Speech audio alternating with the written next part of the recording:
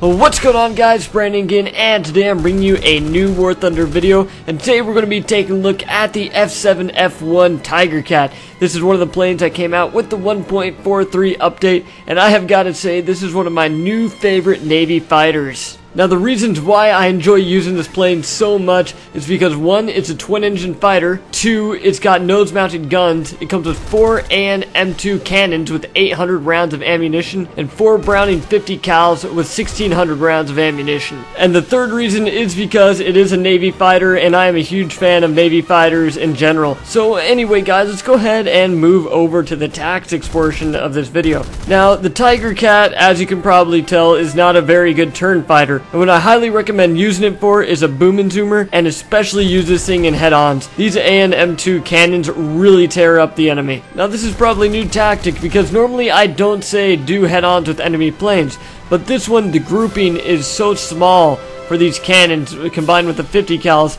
that you'll blow planes out of the sky instantly.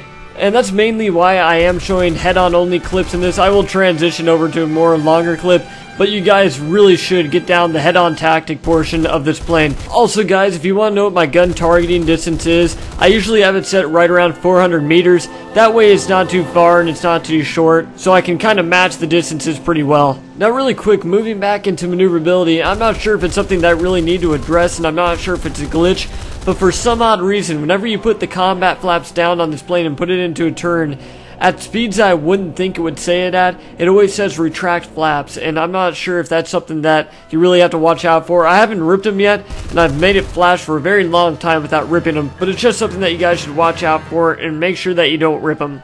Another very important topic to touch on with this plane is the overheating of the engines. As you guys know, and if you've watched my videos for a while, you know that I run my engines pretty hot on here, meaning that my engines overheat quite a bit when I'm in combat. And what you need to do when your engines overheat with this plane is give yourself plenty of time for a cool down. I believe they cool down at around 94 degrees Celsius, and if you don't give yourself plenty of time, it will overheat once the countdown timer comes on. And I'm just going to say that again just to emphasize it. These engines do not cool down fast, so give yourself plenty of time to let them cool down. Now, moving into, is this a teamwork oriented plane? This is going to be one of the few planes I'm going to say just go ahead and go out there and solo it if you have to. If you have a team, then great. I always recommend working together in a squad to take down an enemy effectively. However, this plane you can use effectively just in a solo, and you can go out there and all you have to do is just run head-ons and then break off and just make a run for it.